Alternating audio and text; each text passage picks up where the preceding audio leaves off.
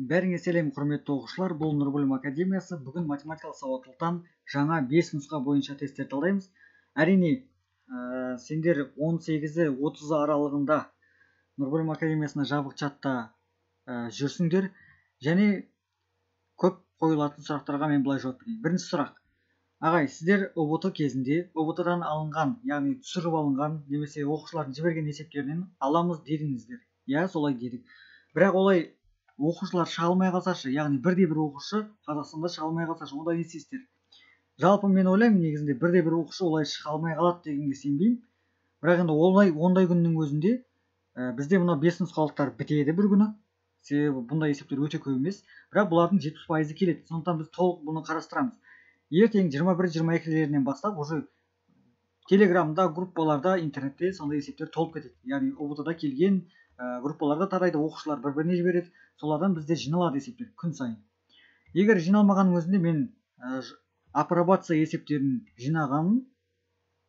Яғни ол есептер бізде, мысалы, жиналған есептер аз болып жатқан жағдайда мен апробация есептерін түсіндіретін боламын. Апробация деген ол ұбт-да келетін черновой вариант. Түсіндік қой, ұбт-да ең бірінші сендердің тесттерінде олар сразу жасай салмайды.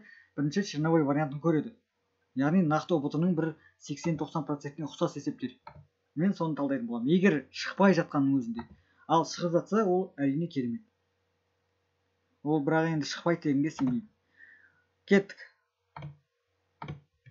Жалпы айта кетейін, бұл бірінші сабақ негізде достып ашық болады барлығына. Яғни сендер тек қана өздерің ғана емес, достарыңа да таратсаңдар болады. Яғни жабық шатта жоқ достарыңа таратсаңдар болады. Неге бірінші сабақта ашық қойып жатырмын? Біріншіден сендердің аккаунттарыңды мен сұраған жоқпын әлі. Бүгін соны жинаймыз, аккаунттарды. Ертеңгі сабақтан бастап уже тек қана сен ғана көре алатын боласың, ал бұл сабақтарды сен достарыңа таратып, мысалы, міне чат басталды уже, жұмысы басталды, сен де қосылсаң болады деген сияқты, яғни достарыңа да таратсаң болады. Түсіндік қой, мүмкін сен дәл қазір сондай досыңнан алып жатқан шығарсың бұл видеоны, иә? Сенің досың чатта жүр, ал сен мүмкін әлі естімеген шығарсың. Біз 18 мен 30 аралығы осындай талдауларды талдайтын боламыз, ұбт-да келетін. Ал сонымен бастайық. Мен негізінде мына слайдты өзім жасаған жоқпын, көмекшілерім жасап береді, жинақтап. Енді есептерді қарастырайық. Жалпы математикалық сауаттылықтан. Так, мына есеп не дейді? Алмаз командасындағы тізім бойынша алдынан 25-ші, артынан 25-ші болса, тізімде қанша адам бар? Әрине, тізімде 49 адам болады. Неге? Себебі Алмаз, мысалы, мына қатарда тұрсын, оның алдында Алмазбен қосқанда 25 адам бар, оның артында Алмазбен қосқанда 25 адам бар. Сонда 25-ке 25-ті қосамыз, 50 болады. Бірақ Алмаз деген енді тасқа ұқсайды екен, Алмаз ол екі рет қайталанып тұр. Яғни мына қатарда да, мына қатарда да. Мына 25-тікте де, мына 25-тікте де екі рет қайталанып тұр. Сондықтан бұның біреуін ғана аламыз да 49 деп жауап береміз. Сонда барлық адамдардың саны қанша екен? 49. Тура осындай тепшек туралы есеп келеді, және вагон туралы есеп келеді. Келесі. Өлшемдері 20, 15, 75 сантиметр болатын тік бұрышты параллелепипед пішіндес тауарлар салынған 2018 қорапты дейді. Өлшемі 2-3,5 метр болатын төбесі жабық жүк машинасының кузовымен тасымалдау үшін неше машина қажет болатынын анықтаңыз дейді. Ең бірінші біз екеуінің көлемдерін тауып алайық. Бірінші қораптың көлемін тауып алайық. Бір қораптың көлемі қандай? Көлемі В1 деп қойын. Енді бұл жерде қараңдар, сендерде сантиметр деп тұр. Сондықтан мен 20 сантиметр, 15 сантиметр дегенді метрге айналдырайын. Потому что бізде кузовтың, яғни жалпы жүк машинасының өлшемі метр. Сондықтан мыналарды да метрге айналдырамын. 20 сантиметр деген ол 0,2. Көбейтеміз. 15 сантиметр деген ол 0,5. Көбейтеміз. 75 сантиметр деген 0,75. Так, сонда бізде 0, так, тоқтайды. 0,75, 0,2, 0,5, 0, 0,225 екен. 0,0225 метр куб екен. Ал енді жүк машинасы жабық, жүк машинасына жымы бола салсын. В2 тең сонда не болады? 2 көбейту 3 бізде 6, 6,1 көбейтсең 9 метр куб. 9 метр куб. Міне, сонда мынандай үлкен бір жүк машинасы бар екен, оның көлемі қанша? 9 метр куб екен. Енді біз жүк машинасын қазірше қоя тұрайық. Ең бірінші қораптардан саны қанша бізде? 2018 қорап бар екен. Сонда полный қораптардың саны қанша? Мынаған тимей тұрып, енді барлығы бір қоймада тұрады ғой. Соның барлығын табу үшін бізге v1 көбейтілген 2018 деп тауып алайық. Сонда барлық қораптың несі шығады? Көлемі шығады. Дәл осы бір қораптың көлемін көбейтемін 2018-ге. Сонда бүкіл тауардың көлемі шығады. Ол 45-те 405 екен. 45-те 405. Енді қара, барлық тауардың көлемі 45-те 405 болды. Оны қалай таптық? Бір тауардың көлемін тауып алдық та, оны санына көбейттік. Сонда барлық тауардікі 45-те 405. Жалпы айтқанда енді 45-те 4 қой енді. Метр куб. Енді өздерің білесіңдер, 45 метр кубқа қанша вагон келеді? 9. Бір вагонның өзі, яғни вагон дей берейінші енді. Жүк машинасының өзі 9 болса, 5-еу келеді екен. 5 жүк машинасы 45-ке. Бірақ енді ар жағында 0,405 деген зат қалып қояды. Сондықтан оған бөлек тағы да вагон деп жүк машинасын қосамыз. Сонда біреу. Сұмдық қой, бір вагон мынау үшін ғана келеді екен. Сонда бізде 6 машина. Егер 5 машина дейтін болсақ, онда бізде мынау 0,405 деген зат қалып қояды. Сондықтан біз 6-сында шақыруымыз керек. Неше машина қажет? Бізде 6 машина қажет болады. А жауабы дұрыс болады. Келесі. Математика үйірмесіне 30 ұл бала және 25 қыз бала қатысады. Әр апта сайын 2 ұл және 2 қыз келеді. Қанша аптадан кейін ұлдар мен қыздардың саны теңеседі? Былай істейік. Басында мынау ұлдардың саны болсын, мынау қыздардың саны болсын, көрініп тұр деп ойлаймын. 30 ұл, сосын барып 25 қыз. Енді әр апта сайын аптаның санын мен x деп алайын. Ол белгісіз ғой бізде. Қанша аптадан кейін деп тұр. Яғни x ол апта саны болсын. Апта саны бізде x болсын. Енді әр апта сайын 2 ұлдан қосылып тұрса, сонда мен 2x деп қосам. Сонда бір апта болса 2 бала, 2 апта болса 4 бала, 3 апта болса 6 бала деген сияқты. Оны теңестіремін 25 қосылған неге? 3x-ке. Себебі қыздар сәл көбірек қосылып тұрады екен. Енді осы теңестірген екен x табам. 30 азайтылған 25, 3x азайтылған 2x, бізде 5 тең x болады. Сонда 5 аптадан кейін бізде теңеседі екен. Тексеріп көрейік. Мына жақта 10, 40 болады, мына жақта 15, 40 болады тағы. Бұл теңдеу жолымен. Немесе өздеріңде білесіңдер, жауаппен де шығаруға болады. Келесі. Автомобильдің бір қаладан екінші қалаға барып, кері қайтқандағы графигі берілген. Автомобильдің бір қаладан екінші қалаға барып, кері қайтқандағы дейді. Ол барлығы неше километр жол жүрген табыңыз.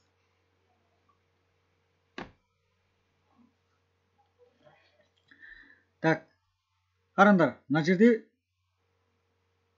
негізінде барып қайтуы берілсе, алғашқы 4 сағатта ол қанша метр жүрген екен? 120 метр жүрген екен. 120 метр. Содан А пункті болсын. Одан кейін қараңдар. Мына жерде ол тоқтаған. Значит, 120 метр. Мына А пункті болса, Б пунктіне дейін барған ол 120 метр. Сосын барып, ол енді қайтады еліне.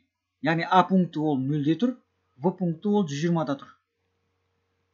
Просто ол мынандай үлкен, мынандай бір жолды просто былайнан берген графикпен. Сонда біз ойлауымыз керек. Баруы 120, қайтуы да 120 бізде.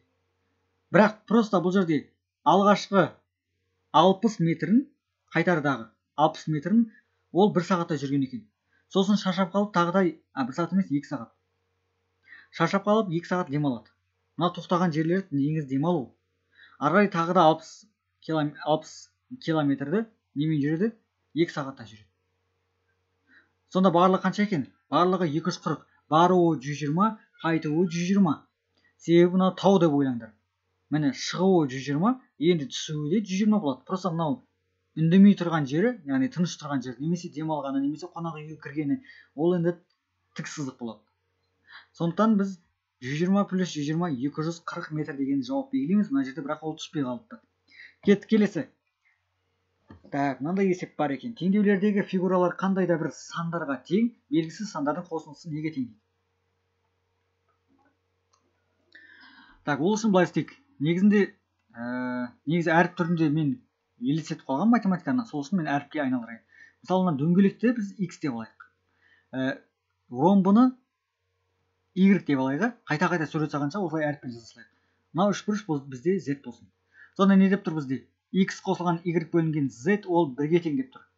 Сосын барып, мынау бізде x x бөлінген y ол y-ге тең деп тұр. Сосын барып z бөлінген y ол 3-ке тең деп тұр. Осыдан маған табу керек x қосылған y қосылған z-ті қаншаға тең екен. Енді былай істейік. Мына z-ті былай өткізетін болсам, x қосылған y бізде z болады. Мына жерде x тең y квадрат болады. Ал мына жерде z тең 3y. Сонда қара, мына жерде мен z-тің орнына 3y қойсам, ал x-тің орнына y квадрат қойсам, болады ғой? Ал y ол өзінде тұра берсін. Сонда менде мынандай теңдеу шығады екен. Қазір басқа қаламмен шығарайын. Менде басқа нәрсе шығады екен. Ол қандай нәрсе? Y квадрат қосылған y-тің өзі қалады тең 3y. Y былай өтсе y квадрат минус 2y тең 0, y минус 2 тең 0. Енді y тең 0 бір түбірі болады, но y тең 2 деген алады. Мен мынаны алмай ақ қойын, себебі 0 деген жауап болмайтын шығар. Себебі мына 0 болса барлығы 0 болып кетеді. Сол үшін y тең 2 деп аламын. Сонда x қанша болады? X ол 2-нің квадраты, яғни 4 болады. Y-іміз ол 2-ге тең болады, ал z-іміз ол 6-ға тең болады. Сонда барлығын қосатын болсам, 4, 2, 6 бізде 12 деген жауап болады екен. А жауабы. Просто бұл жерде біз білуіміз керек, x те y арқылы өрнектеліп тұр, z те y арқылы өрнектеліп тұр. Жақсылап қарап алыңдар. Келесі. Бөшкенің 3/2 бөлігіне 150 литр су құйылған дейді. Бөшкенің 3/2. Енді өзі 3-ке бөліп тапты ғой. Міне. Сонда суы 3/2 бөлігіне 150 литр құйылған дейді. Егер бөшкенің биіктігі 0,3 метр болса, онда бөшкенің табанының ауданын тап дейді. Біз бұлай алайық. Ең бірінші полный көлемін тауып алайық. Өздерің ойлаңдар. 3/2 бөлігіне 150 литр болса, сонда барлық литрді қалай табамыз? Барлық, яғни полный көлем. Негізі литр деген ол суға ғана байланысты емес, литр деген ол көлемге де байланысты. Жаттап алайық. Математикалықтар білмеуі мүмкін, физиктер біледі. Жалпы 3/2 бөлігі 150 литр болса, бүтін бір бөлігі ол x литр болсын. Осыдан x табайық. X тең бізде 1 көбейту 150 бөлінген 2 бөлінген 3. 3 жоғары көтеріледі, сонда 150 көбейту 3 бөлінген 2. Мынамен қосса 75, 225 екен. Сонда полный көлем қанша екен? 225 литр. Бірақ оны метр кубқа айналдырған кезде әрқашанда естерінде болсын. Метр кубқа айналдырмай, негізінде мына жерде дециметрмен беріпті. Бірақ біз метр кубпен ала берейік. Литрді метр кубқа айналдыру үшін просто жанына 10-ның -3 дәрежесін қосасын, көбейтесін. Енді математикалықтар білмейді ондай нәрсені. Или біле ма, білмеймін, нақты ондай нәрсені біле ма, -3 дәреже деген не екен. Сол үшін 1000-ға бөлеміз деп ойлаңдар. Яғни 0,225 деп ойлаңдар. Түсіндің ғой? Литрді метр кубқа айналдыру үшін 1000-ға бөлесің. Қайталап айтамын, жаттап ал. Литрді метр кубқа айналдыру үшін 1000-ға бөлесің. Сонда бүкіл көлем қанша екен? Мынау көлем екен. Енді қараңдар, бізде биіктік бар. Бізде цилиндрдің көлемі неге тең? Негізінде S табан көбейтілген h, яғни табанның ауданы көбейтеміз биіктікке. Осы жерде бізде көлем бар, h қой. H бар, не табу керек? S табанын табу керек қой бізге. Сонда S табан неге тең болады? Бөлшек көлем бөлінген h-ға. Яғни 0,225 бөлінген 0,3-ке. Қайталап айтамын тағы да. 0,225 бөлінген 0,3. 0,75 екен. Тең 0,75 метр куб. Енді бұны дециметрге айналдыру керек. Ол үшін 0,75 көбейту. Қараңдар. 1 метрде 10 дециметр бар. Сонда мен мынаны қазір 10-ға көбейтуім керек. Бірақ бұл жерде куб тұр. Куб тұрғандықтан мен оны кубтаймын. Дециметр куб. Кешірім сұрайын тағы да. Так, аудан дегенде бізде квадрат тұрады.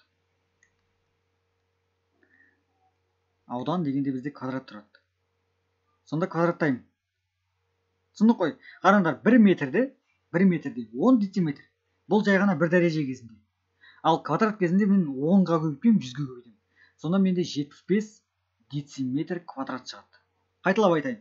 Бұл жерде мен толық көлемді тауып алдым. 150 литр ол менде 3-тен 2 бөлік екен, ал x литр ол менде 1 бөлік, яғни полный бөлік. Осы жерде менде қанша литр шықты? 225 екен. Толығы 225. Немесе жақсы бір білетін балалар болса, мынау 2 бөлік бізде 150 болса, 1 бөлігі қанша болады? 75. Сонда 75. Солай білуге де болады. Сонда ары қарай метр кубқа айналдырып алдық. Бізде литрмен жүруге болмайды. Мына формуланы біліп алыңдар. Мынау бізге керек. Сосын барып мына жердегі ереже керек. Литрді метр кубқа айналдыру. Ары қарай табан табамыз, сосын барып дециметрге айналдырамыз. Келесі. Цифрлары әртүрлі 5-ке және 10-ға еселік болатын ең үлкен және ең кіші 3 таңбалы сандардың қосындысын табыңыз. Ең үлкен және ең кіші. Цифрлары әртүрлі 5-ке және 10-ға еселік болу керек. 5-ке де 10-ға да бөліну керек. Ең кішісі. Мысалы 100 деп айтатын болсам, 5-ке де 10-ға да. Бұлай істейікші, мен 5-ке емес, 5-ке бөлінетін емес, 10-ға бөлінеді деп сразу неғылайын, 10-ға бөлінеді деп тексерейін. Потому что 10-ға бөлінетін сан 5-ке де бөлінеді. Дұрыс па?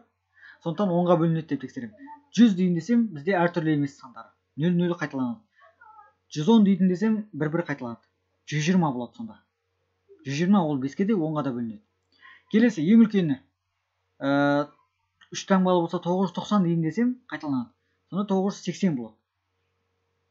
Түсіндік қой, ең үлкені мынау, 5-ке де 10-ға да бөлінеді, ең кішісі мынау 120. Цифрлар қайталанбайтын.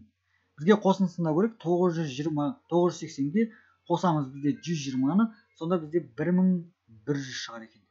В жауабы, мына жерде не үшін А жауабы екен білмеймін. 1100. Егер мен сабақтың үстінде қателесіп жатқан болсам, онда жекеге жазсаңдар болады. Мына жерде қате кетті, сізде калькулятордан қате кетуі мүмкін, бірақ енді қате емес мүмкін деп ойлаймын. 110 болады, 1100 болады. Келесі.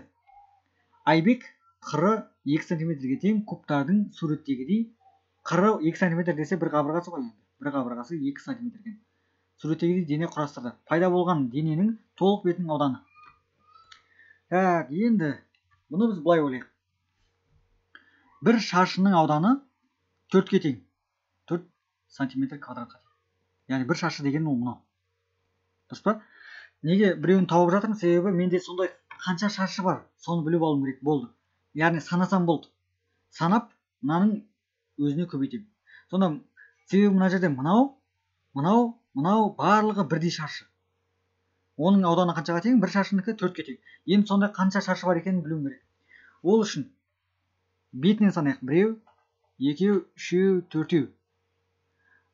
Астында 5, 6, 7, 8, 9, 10, 11, 12, 13, 14. 14 болды ма? Асты жағаны, мына жағын үстін бар. Енді ар жағында 3 болады. Потому что біреуі мынаның ішіне кіріп кеткен. Сондықтан оны 3 де болады. 17 екен. Қараңдар. Сонда мынау осы кубиктің нәрсесін тауып алдым. Түсіндік қой? 1, 2, 3, 4, 1, 2, 3, 4, 1, 2, 3, 4, 12. Мына жағы мен мына жағы бір-біреуден 14 болады. Ар жағы 3 ғана. Болды. Мынау ұзын тұра кубикті көрдік. Енді мынаны көрейік. Мынаның ар жағында, асты жағында 1, 2, жанында 3, 4, мына жағында 5, астында 6, 7, үстінде 8. Қайталап санайым. Кейбіреулердің миы ашып қалған шығар. Осысын қазір айтамын. Былай ойлаңдаршы, ар жағынан қарасақ бізде 2 тұрады астында. Потому что ана жақта жауып тұр ғой біреу. А ол жақта таза тұрады. Сондықтан ар жағында 1, 2, мына жағында 1 ғана. 3 болды ма? Астында 2, үстінде 1 ғана. 3 болды ма тағы да? Енді мына жағында 1, мына жағында 1. Сонда 2, 6 болды. Міне. Енді бізде үстіңгі кубик қана қалды. Бұның үстіңгі кубикте 1, 2, 3, 4, 4 жағы және 5-шісі ал үстінде. Міне. Астыңғысы керек емес. Сонда барлығын қоссақ қанша болады бізде? 17-ге 6-ны қосса 23, 28. Міне 28 мынандай бет бар екен. Осы 28 көбейтемін 4-ке. Сонда S тең 28 көбейту 4 тең бізде 112 болады. тоқта. 112 шықпай қалды бізде. 17 қосылған 5 қосылған 6. Көйтем 4-ке. 112. Ондай жауап жоқ, мен бір нәрсені артық санап жібердім ба? Қарайық басынан. Мына кубикте 1, 2, 3, 4, 5, 6, 7, 8, 9, 10, 11, 12. Мына жағы 13, 14, 15, 16, 17. Мынау дұрыс. Келесі мына жақта 1, 2, 3, 4, 1, 2, 3, 4,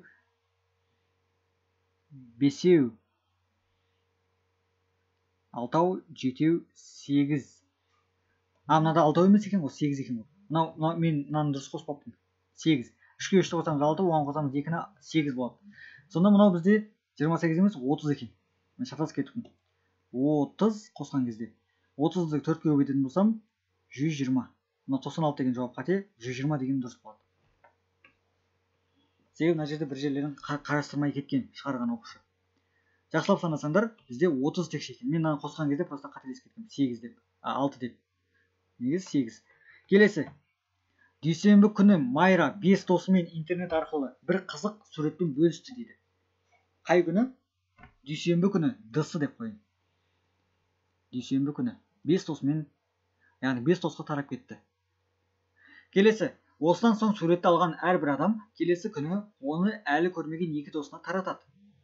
Аптаның қай күнінде осы суретпен таныс болған барлық адамдардың саны 200-ден асады дейді.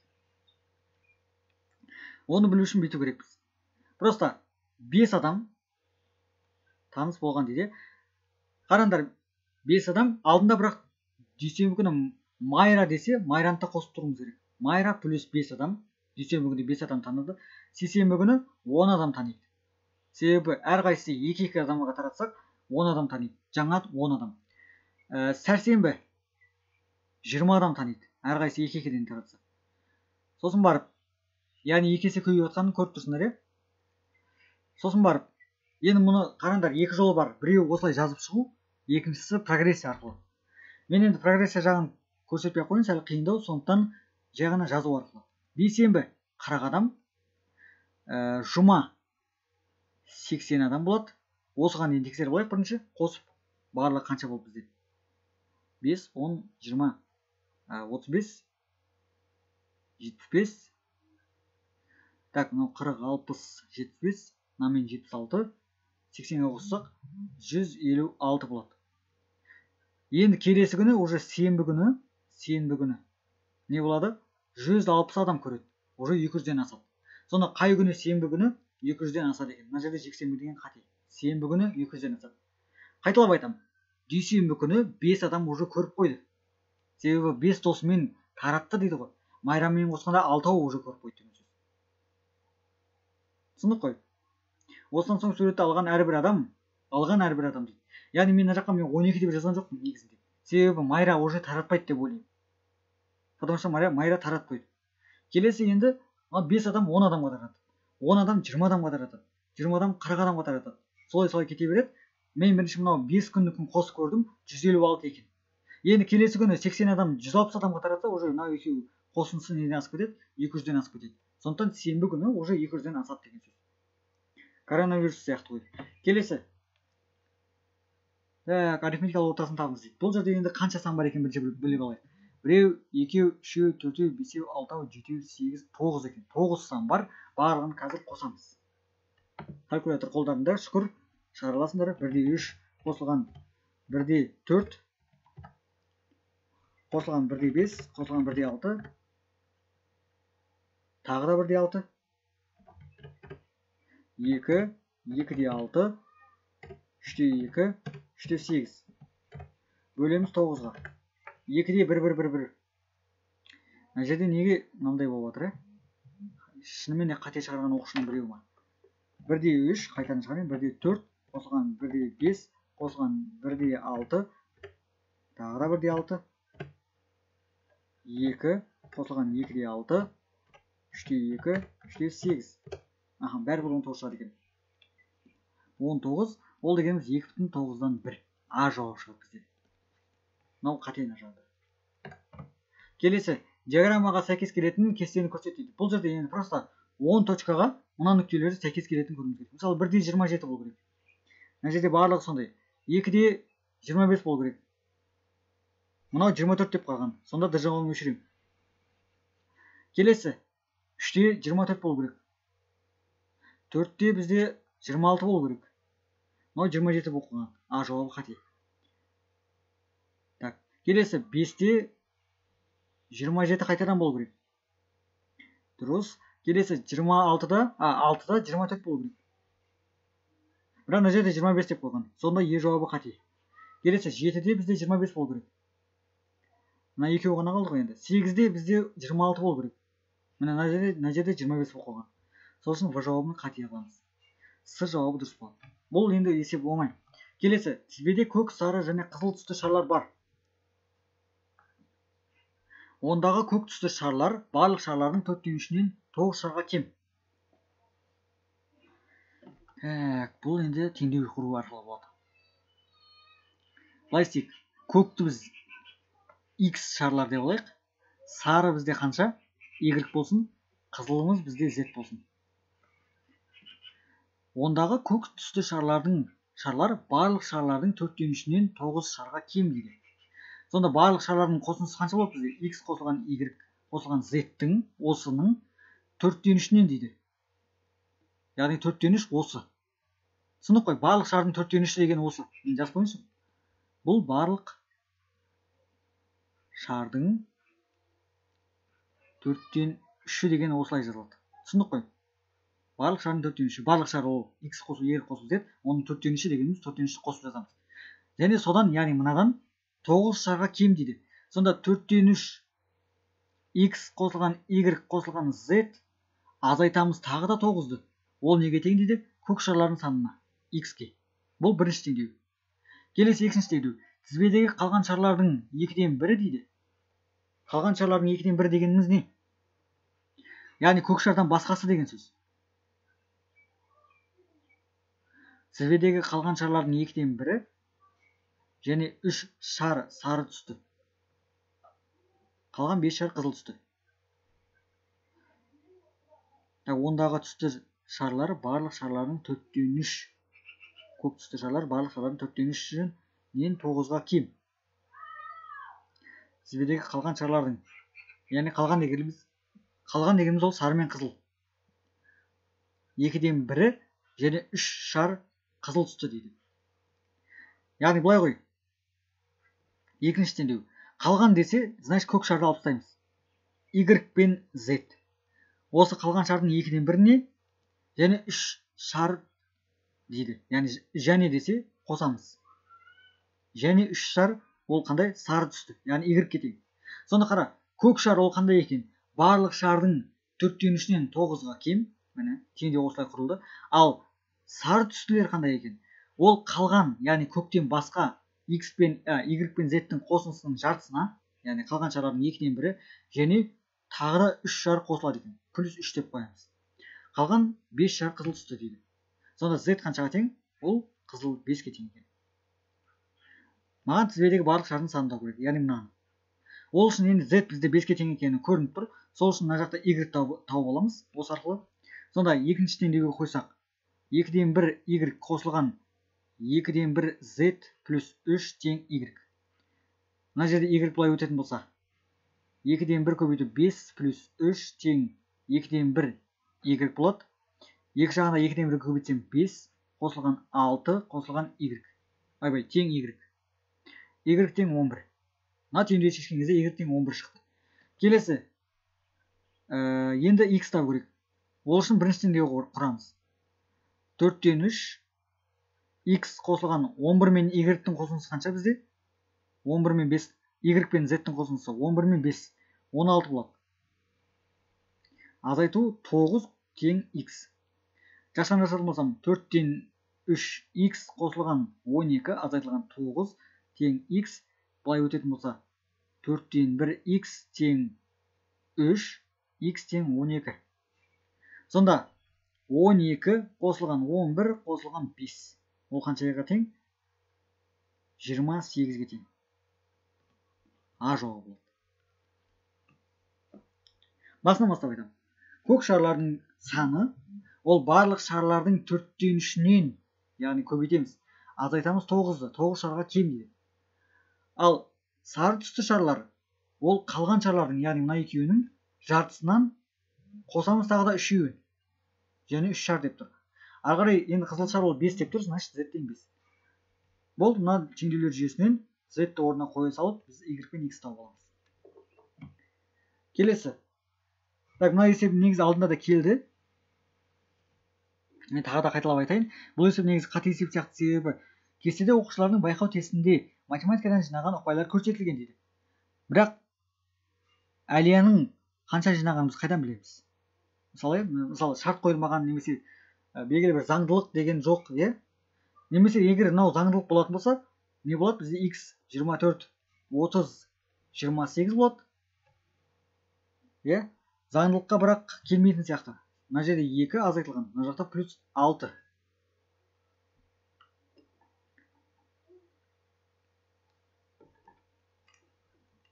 Қандай заңдылыққа келеді? Менің ойымша 26 сияқты. Себебі азайтамыз 2-ні, қосамыз 6-ны, азайтамыз 2-ні тағы да. Бірақ бұл толық емес есеп сияқты. Мынаның бір шарты жоқ. Егер қалғандарының қосындысы бір нәрсе деген сияқты, яғни теңдеуі болу керек. Бірақ бұл жерде жай ғана кесте бере салыпты. Сондықтан мынандай заңдылық болмаса, басқаша жол жоқ. Мысалы, егер кім-кім білетін болса, осын шығару жолын нақты, онда айтса болады.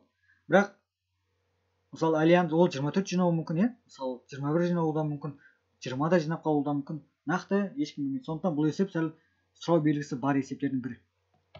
Келесі, төмендегі кестеде 11 сынып оқушыларының 3000 метрге шаңғы тебуінің нормативі және оларға қойылатын бағалар берілген дейді. Яғни, осы 3000 метрді мынанша минутта жүгірсе 5, мынанша минутта жүгірсе 4 деген сияқты барлығы берілген. Бұл арақашықтықты 18-де 5 минутта шаңғы теуіп өткен қыз бала қандай баға алады? 18-де 5 минутта болса. Енді қара. Қыз балалардың бағасы өзі 5 минут. 19 минутта жүгіріп өтсе, ол 5 алады. Ал енді қара. Өзің ойлашы. 20 минутқа асып кетсе, значит, яғни 19 мен 20-ның арасы ол 4. 21-де 3-ке дейін 3. 22-де 5-ке дейін 2. Ал 18-де 5 минутта, яғни мынаған қарағанда сәл жылдамырақ келді. Значит, ол бәрібір 5 алады. Логичный нәрсе ғой. Егер 19 минутта келсе, ол 5 минут. 5 алады. 19 минутта келсе. Ал 18,5 минутта келсе, онда одан да тез келді деген сөз. Значит, ол бәрібір 5 алады деген сөз. Қыз баланікі. Келесі. Таңертең ауа температурасы -39 болады, ал түсте 7, кешке +3, ал түнде 6. Түнде ауа температурасы қандай болғанын табыңыз дейді. Түнде 6 градусқа төмендеді. Мына жерде былай ғой, басында -39 болған. Таңертең. Сосын ол түсте 7 градусқа жоғарылады дейді. Яғни түсте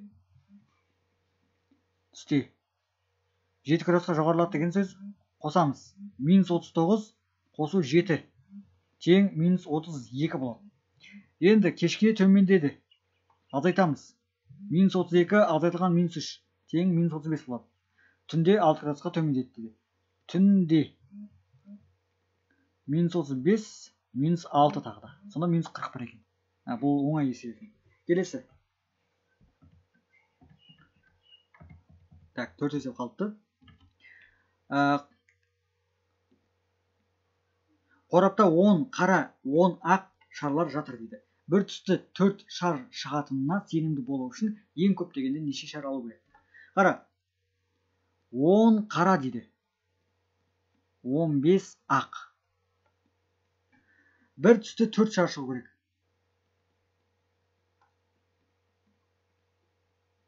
Түсте 4 шар. Енді өзің ойлашы. Мысалы, сен бұл есеп шығару үшін өзіңді жолы болмайтын адам ретінде сезіну керексің. Ол қалай? Мысалы, сен қорапқа қолыңды салып алған кезде бір қара шықсын. Иә, қарадан біреу шығады. Келе салғанда тағы да біреу қара шықсын. Саған себебі 4 шар керек бірдей. Үшінші салған кезде тағы бір қара шықсын. Бірақ төртінші шыққан кезде уже ақ шығады. Себебі сенің жолың болмайды. Келе жатады. келе жатады, бірақ сен төртіншісіне келген кезде енді мақсатқа шешейін деп кезде тайып қаласың. Сосын барып екінші тағы да алған кезде тағы да ақ шығады. Сосын барып тағы да алған кезде тағы да ақ шығады. Болды, 3 қара 3 ақ алдың, 6 рет алдың.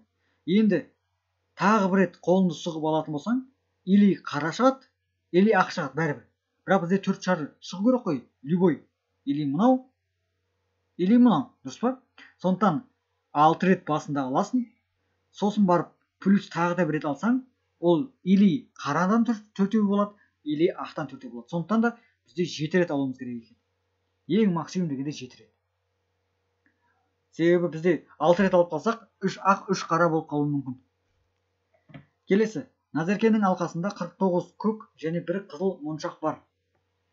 49 көк, 1 қызыл моншақ бар екен. Алқадағы көк моншақтардың саны 90% болу үшін көк моншақтардан нешеуін қызыл моншақтармен ауыстыру керек дейді.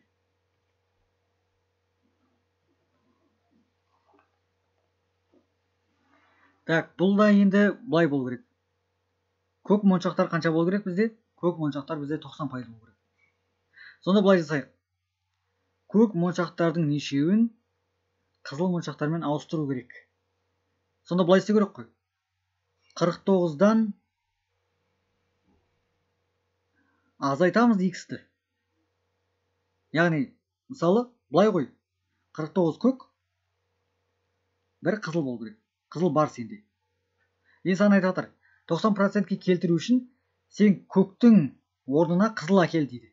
Яғни көктен бірін алып тастайсың, бір көк алып тастадың, мынақта қанша қалды? 48 қалды. Бірақ мынақта уже біреу ақ емес, уже екеу болады. Екі қызыл болады. Түсіндің ғой? Сонда жалпы саны 50 болып тұра береді ол. Жалпы саны 50 болып тұра береді. Сонда көктен 2 көкті алып тастайтын болсаң, мынаған 2 қызыл қосу керексің. Потому что ауыстыр деп жатыр. Яғни 2 көк моншақтардың нешеуін дейді, қызыл моншаққа ауыстыру керек. Яғни көк моншақтың мысалы 5-еуін десе, 5 моншақты алып тастайсың көктен. Қанша қалады? 44. Ал бірақ мынаған 5 қызыл қосу керексің. Барлық моншақ не болу керек? 50 болу керек. Яғни тұрақты. Сонда көктен азайтамыз x-ті, бірақ қызылға қосамыз x-ті. Түсінді қой. Потому что көктен алған сайын қызылға қосу керекпіз.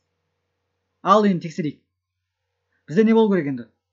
49 азайту x деген ол бізде 90% болу керек. Ал мынау бізде 10% болу керек. Пропорция болады. Түсінді қой, көктен алып тастаймыз, белгілі бір x моншақты, ал қызылдан қосамыз керісінше. Осы бізде x табу керек. Сонда 490 азайту 10x, қосылған 90x. Мынаны былай өткізетін болсам 100x болады. Мынаны былай өткізетін болсам 400 болады. X тең 4 екен. 4 деген жоқ болады. Тексеріп көрейік. Сонда көк шардан алып тастайтын болсам 45 болады. Қайтадан қызыл шарға 4 қызыл қосатын болсам 5 болады. Сонда мынау 45 деген ол жалпы 50-дің 90%. Сонда жақсылап тыңдап алыңдар. Көктен алыңдар деп жатыр. Бірақ қызылға қосыңдар тағы да. Сонда көктен аласың, қызылға қосасың. Көктен алдың x шарды, қызылға қосасың x шарды. Көк бізде 90 болу керек, қызыл қанша болу керек? 10% болу керек. Осылай пропорция құрамыз. Келесі, жәшіктің ішінде 6 жұп қоңыр, 6 жұп жасыл қолғаптар бар. Оң қолдың қолғабы сол қолға сәйкес келмейді дейді. Яғни сәйкес келмейді деген сөз, енді бөлек-бөлек тұр деген сөз ғой. Жәшіктің ішінен қарамай міндетті түрде түстері бірдей бір жұп қолғап алу үшін кемінде неше қолғап алу керек. Өзің ойла, 6 жұп қоңыр десе 12 қоңыр. Жұп деген сөз ол 2-2-ден. 6 жұп жасыл десе 12 жасыл. Сонда бәрі 24 екен. Енді сен екі қолыңа екі түрлі қылып алмайсың ғой. Екі қолыңа екі түрлі қылып алмайсың. Сондықтан бұда шатаспау керекпіз. Бізде оң қол бар және сол қол бар. Және қоңыр бар, сосын жасыл бар. Енді алып көрейік. Бір рет алған кезде, мысалы, бір оң қол шықсын. Қоңыр.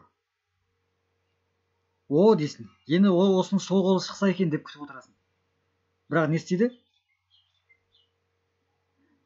бірақ бізге оң қол шықпайды. Так. Сол қол шықпайды, оң қол шыға береді. Түсіндік қой? Оң қол шыға береді. Сонда 6 рет. Себебі мына жерде 6 оң, 6 сол ғой. Сонда 6 рет бізде бір қолымыздікі шығады. Жолың болмайды да сенің. 6 рет. Келесі, енді болды, енді қоңырдан алтауын алып қойдым. Енді сол қолдың, қоңырдың солын алайыншы десең, бірақ саған жасылдың оңы шығады. Бір оң жасыл. Түсіндің қой? Яғни оң қолыңды толтырып аттың да сен, бірақ сол қолыңа аламай жатсың әлі. Қоңырдың алтауын оң қолына алып қойдың. Енді жасылдың да алтауын оң қолына аласың, бірақ әлі мақсатыңа жеткен жоқсың. Мақсатың қандай? Мақсатың сенің оң қолыңа да сол қолыңа да бірдей түсті алу. Бірақ сен тек қана оң қолыңа алып жатсың. Сонда 12 рет алып тастадың.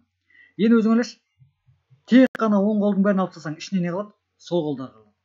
Енді 12 рет алғаннан кейін бүкіл оң қолдардың бәрін алып тастадың. Енді бір рет алсаң жеткілікті. Себебі сол қолыңа уже керек болады. Сонда 13 екен. Көбісі былай ойлап қалады. Мен бір рет алсам қоңыр түседі. Екінші рет алсам шатасып жасыл түседі. Сосын барып үшінші рет алсам осы екеуін біреу түседі. Сонда жауап 3 деп. Жоқ, бұл жерде басқаша жұп-жұп деп жатыр. Және оң қол сол қолға сәйкес келмейді деп уже шартын айтып қойған. Сондықтан 13 деген жауап болады бізде. Бұның шығаруы сәл қиындау. Келесі, суретте екі велосипедшінің қозғалыс графиктері салынған. Мынау графиктер. Графиктегі мәліметтерді пайдаланып, екінші велосипедші біріншіге қарағанда 50 км қашықтыққа неше сағатта кешігіп келетінін анықтаңыз.